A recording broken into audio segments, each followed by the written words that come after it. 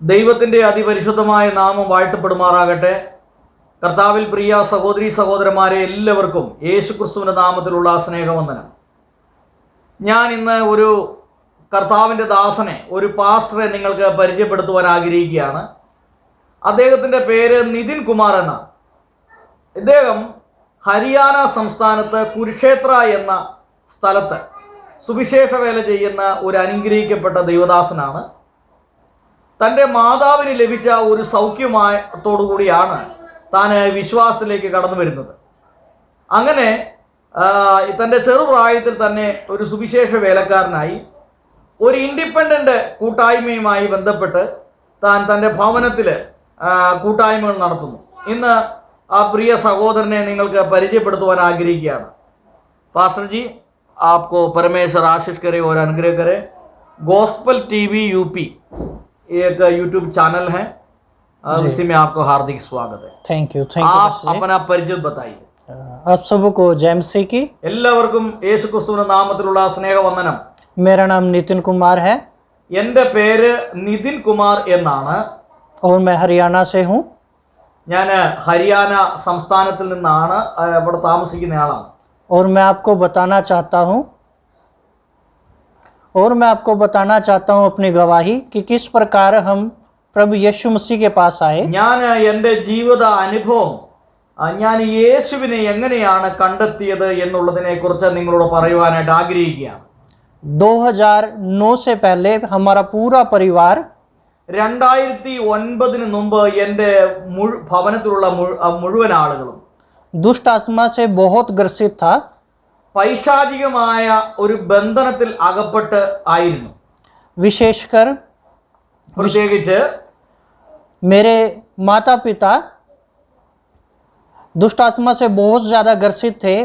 എൻ്റെ മാതാപിതാക്കൾ പൈശാചിക ബന്ധനത്താൽ വളരെയധികം ഭാരപ്പെട്ട ഒരു സാഹചര്യമായിരുന്നു. और हमने बहुत जगह जाकर इलाज करवाया. എന്നാൽ ഞാൻ ഒരുപാട് സ്ഥലങ്ങളിൽ കടന്നുപോയി. എൻ്റെ ഈ മാതാപിതാക്കളുടെ ഈ പൈശാചിക ബന്ധനവുമായി ബന്ധപ്പെട്ട് പല സ്ഥലങ്ങളിൽ ഞങ്ങൾ കടന്നുപോയി. जो भी कोई हमें बताता कि इधर जाओ वहाँ तुम्हें कुछ आराम लगेगा, हम वहीं जाते. അങ്ങനെ ഞങ്ങൾ ഇങ്ങനെ ഓരോ സ്ഥലങ്ങളിൽ കടന്നുപോയി. ഒരു സ്ഥലത്ത് ചെല്ലുമ്പോൾ അവിടെയുള്ള പ്രധാനപ്പെട്ട ആളുകൾ പറയും, നിങ്ങൾ ഇന്ന സ്ഥലത്ത് പോകൂ, അവിടെ നിങ്ങൾക്ക് സൗഖ്യം കിട്ടും.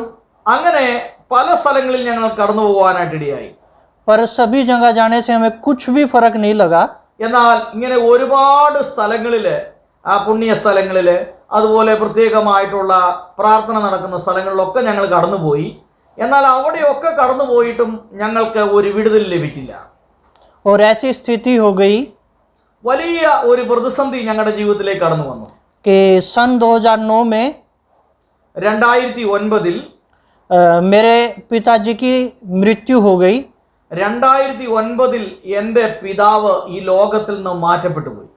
दुष्ट आत्मा से ग्रसित होने के कारण ही പൈശാചികമായ ഒരു ബന്ധനത്തിൽ അകപ്പെട്ട് താൻ ഈ ലോകത്തിൽ നിന്ന് തന്നെ മാറ്റപ്പെടുവാനായിട്ടിടയായി തീർന്നു. उस समय में भी हमारी परिस्थिति वैसी ही थी.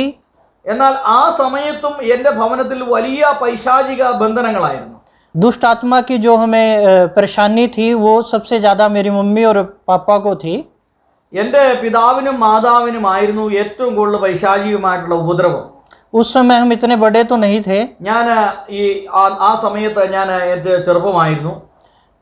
मेरे मम्मी और पापा जो थे उनका 24 घंटे सिर घूमता था.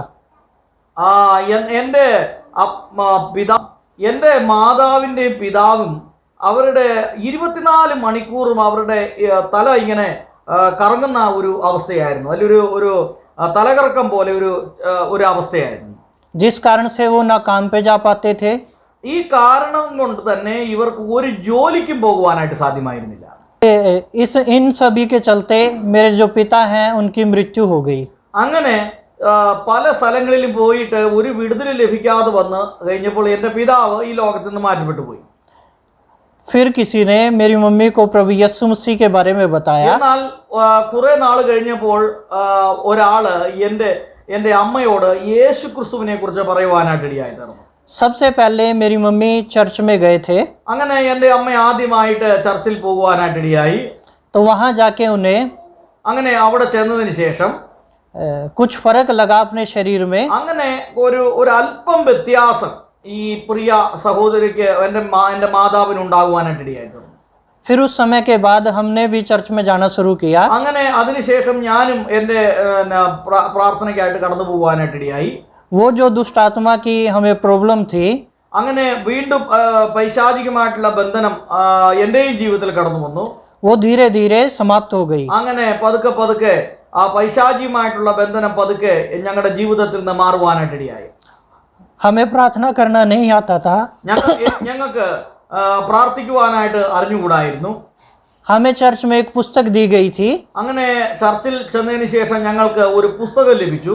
जिसके पीछे प्रार्थना लिखी हुई थी। അതിന്റെ പുറകിൽ പ്രാർത്ഥന ഇപ്രകാരം എഴുതി വെച്ചിട്ടുണ്ടായിരുന്നു. हम सभी रात को बैठ के वो प्रार्थना किया करते അങ്ങനെ थे। ഞങ്ങൾ രാത്രിയിൽ ഞങ്ങൾ ഇരുന്ന് ആ പുസ്തകത്തിന്റെ പുറകിൽ എഴുതി വെച്ചിരുന്ന പ്രാർത്ഥന ഞങ്ങൾ ഏറ്റു ചൊല്ലുമായിരുന്നു. धीरे धीरे हमने बिना पुस्तक के प्रार्थना करना शुरू किया। അങ്ങനെ ഞങ്ങൾ കുറച്ച് നാൾ പ്രാർത്ഥനയ്ക്ക് ശേഷം വീണ്ടും ഞങ്ങൾക്ക് അത് പുസ്തകം നോക്കാതെ തന്നെ പ്രാർത്ഥിക്കുവാനായിട്ടുള്ള ഒരു ഞങ്ങൾ പഠിക്കുവാനായിട്ട് ഇടയായി. रोज हमने बाइबल पढ़ना शुरू किया ഡെയിലി പ്രതിദിനം ഞങ്ങൾ ബൈബിൾ വായിക്കുവാനായിട്ട് ഇടയായി.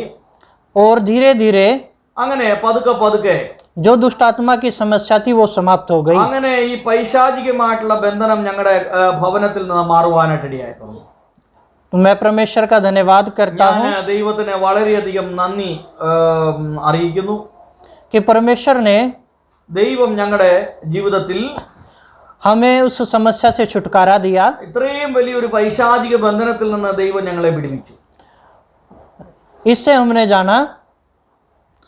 हमने जाना कि छुटकारा सिर्फ केवल प्रभु यीशु मसीह के पास है। അങ്ങനെ എനിക്ക് എൻ്റെ ജീവിതത്തിൽ എൻ്റെ അനുഭവവുമായി ബന്ധപ്പെട്ട് മനസ്സിലായി ഈ വിടുതൽ എന്ന് പറയുന്നത് യേശു ക്രിസ്തുവിലൂടെ മാത്രമേ ലഭിക്കുകയുള്ളൂ എന്ന് എനിക്ക് മനസ്സിലായി. हमने बहुत जगह जाकर देखा मगर कोई आराम नहीं हुआ।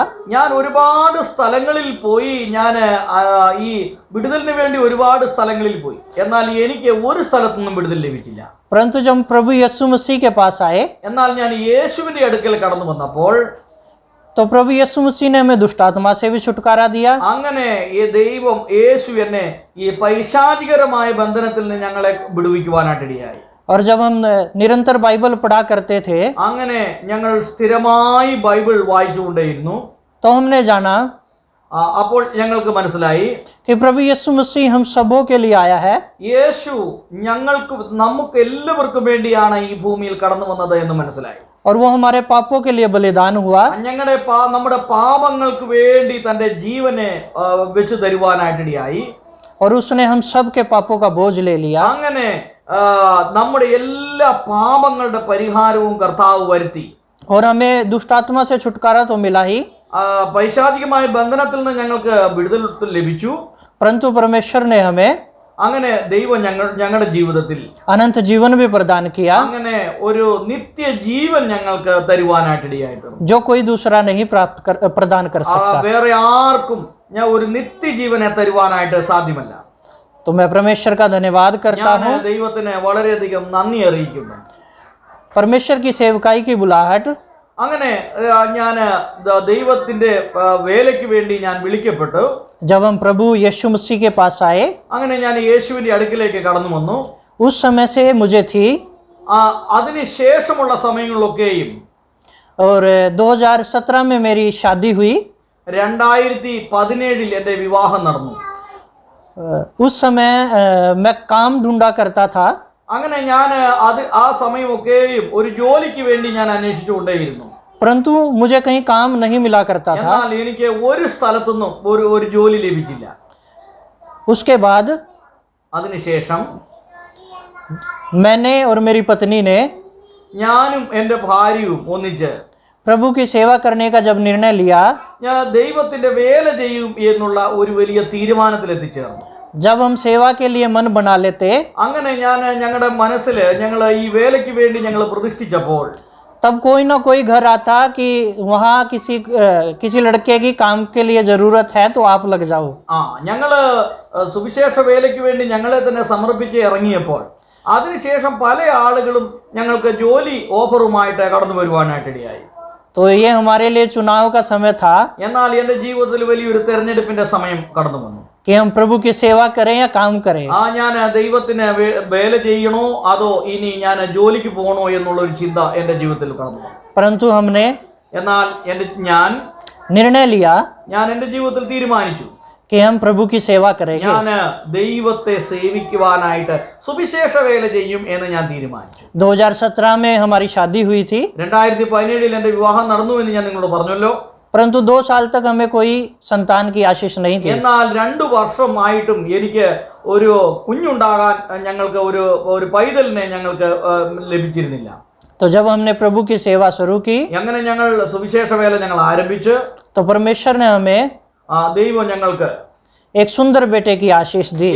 ഞങ്ങൾക്ക് നല്ല മനോഹരമായ സുന്ദരനായ ഒരു ആൺകുട്ടിയെ ദൈവം തരുവാനായിട്ട് ഇടയായി. परमेश्वर का मैं धन्यवाद करता हूँ. ദൈവത്തിന് ഞാൻ വളരെയധികം നന്ദി അർപ്പിക്കുന്നു. आज हम पूरा परिवार मिलकर प्रभु की सेवा करते हैं. അങ്ങനെ ഞങ്ങൾ ഒരുമിച്ച് ഞങ്ങൾ കുടുംബമായി ഞങ്ങൾ ദൈവത്തിന്റെ വേല ചെയ്യുന്നു. ये हमारी गवाही थी जो मैंने आप लोगों के साथ शेयर की.